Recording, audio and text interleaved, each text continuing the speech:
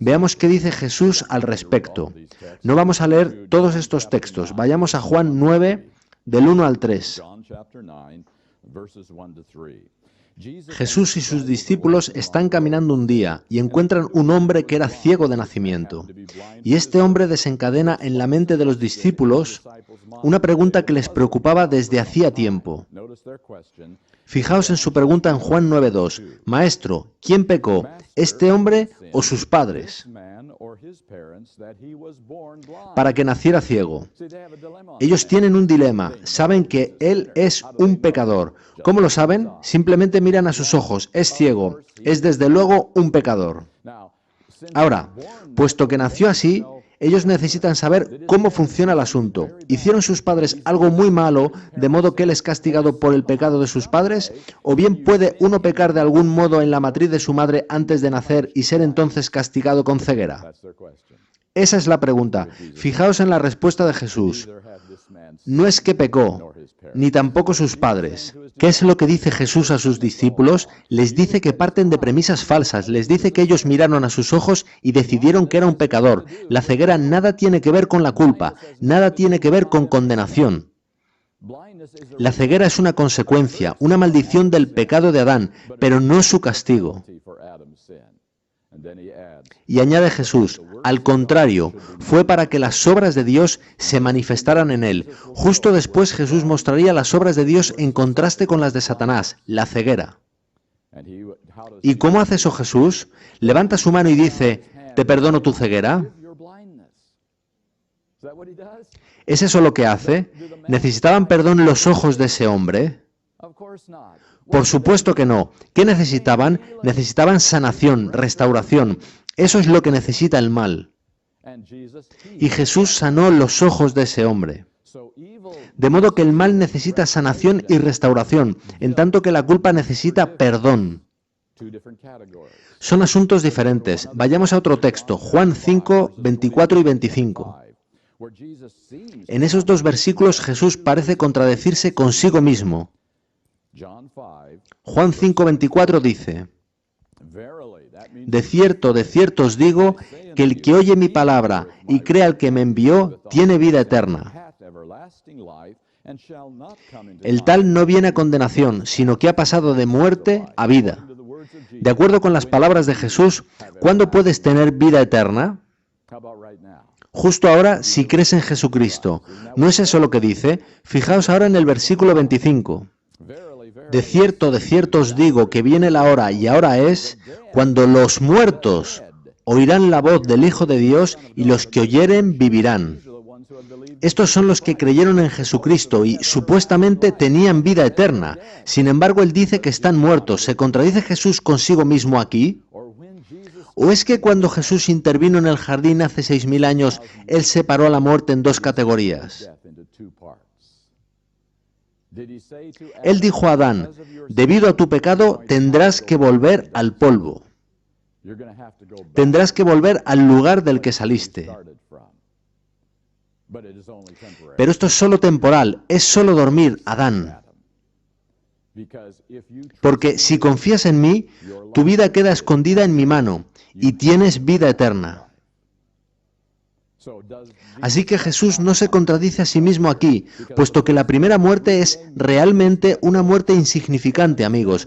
Entendamos eso claramente. En el gran conflicto solo cuenta la segunda muerte. Y se puede tener vida eterna, pero aún dormir durante un cierto periodo de tiempo. Muy bien, veamos qué podemos resumir de todo esto. Pecado. El pecado que Adán y Eva trajeron al mundo tiene dos fases: el mal y la culpa.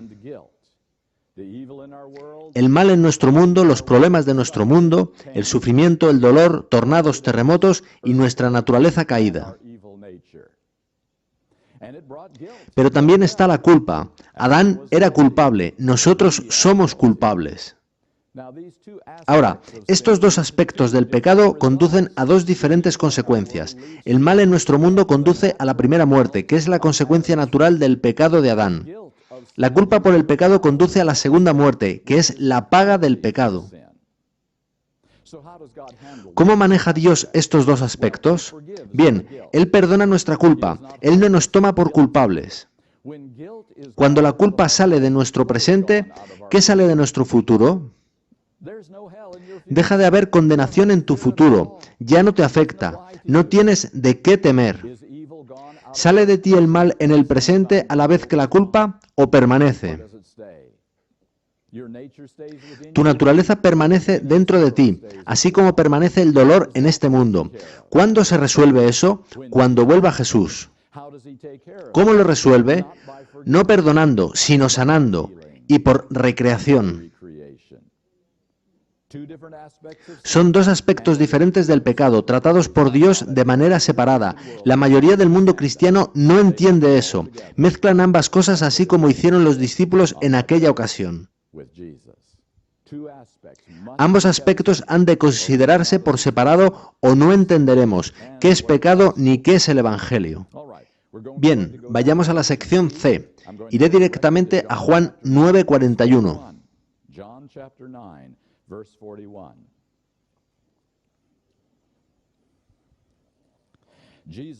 Jesús está hablando a los fariseos y Él les dice: si fuerais ciegos, lo que significa si fuerais ignorantes, no tendríais pecado. Pero ahora, puesto que decís vemos, vuestro pecado permanece. ¿A qué asocia Jesús aquí el pecado? Muy claramente a algo llamado luz, conocimiento, comprensión y una elección basada en esa luz. ¿Nacieron los fariseos con la misma mala naturaleza que nosotros? Pero Jesús dice que si realmente no sabías, significando no tener oportunidad de saber, tú no tienes pecado en el sentido de culpa. Pero si has tenido luz, sabiendo cuál es la verdad y la rechazas, tu pecado permanece.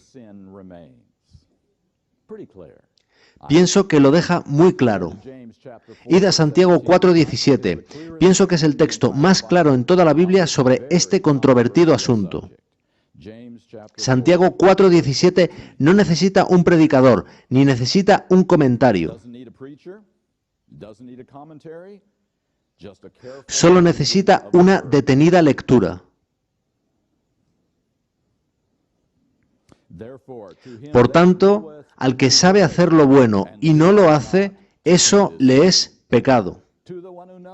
Al que sabe pero no obedece. ¿Sabe un bebé?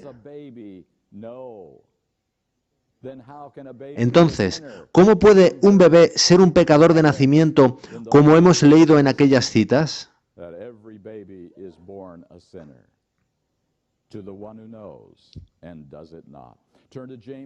Id ahora a Santiago 1, 14 y 15. Es la definición más clara de tentación que he encontrado en la Biblia. Y, lo creáis o no, la mayoría de cristianos no entienden la diferencia entre tentación y pecado. Comprobadlo vosotros muy cuidadosamente, aseguraos de conocer la diferencia. Tentación en el versículo 14, pero cada uno es tentado cuando es atraído y seducido por su propia concupiscencia. La palabra concupiscencia significa deseo por cualquier cosa que no está en armonía con la voluntad de Dios. Cubre muchas categorías. Y dice su propia concupiscencia, por tanto sale de su propia naturaleza. Por tanto, este deseo, que es un mal deseo, sale de nuestras propias naturalezas. Y somos atraídos hacia Él, tentados por Él. Veis que en este mundo de pecado, para que algo constituya una tentación, ha de tener dos partes. Cuando veis el telediario de la noche, ¿os sentís personalmente interesados en probar al menos una vez todo lo que veis y oís tan solo para comprobar cómo sentiríais? La respuesta es no. Ves cosas que no harías ni por todo el dinero del mundo. ¿Has sido tentado por eso? Ni remotamente te fue una tentación, ¿verdad? Tú sientes repulsión por ello. Sin embargo, obviamente hay quien sí es tentado por eso mismo, pues aparece en el telediario. Así que en este mundo de pecado, Satanás dispone de muchos estímulos, pues todos somos diferentes. Él espera que uno o dos de esos muchos estímulos lleguen a donde vivimos, nuestra propia naturaleza, y atraigan en nuestro interior a un corazón receptivo.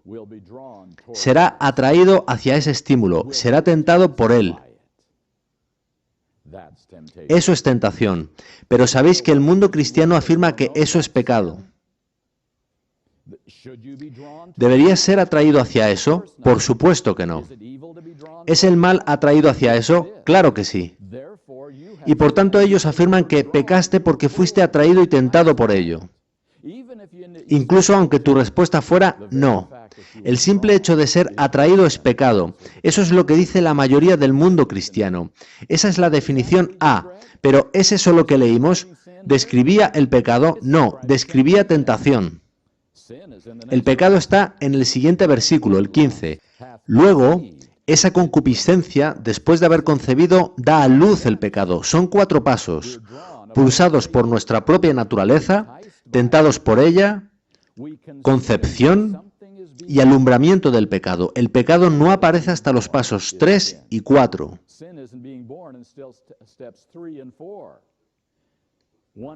Los pasos 1 y 2 constituyen la tentación y sin embargo el mundo cristiano sitúa ahí el pecado, en tanto que la Biblia lo sitúa en el paso 3, en el proceso de la concepción. Así que el mundo cristiano ha confundido tentación con pecado, naturaleza caída con pecado, estado en el nacimiento con pecado, mientras que la Biblia afirma que no es así, que se requiere luz para que haya culpa al rechazar la luz.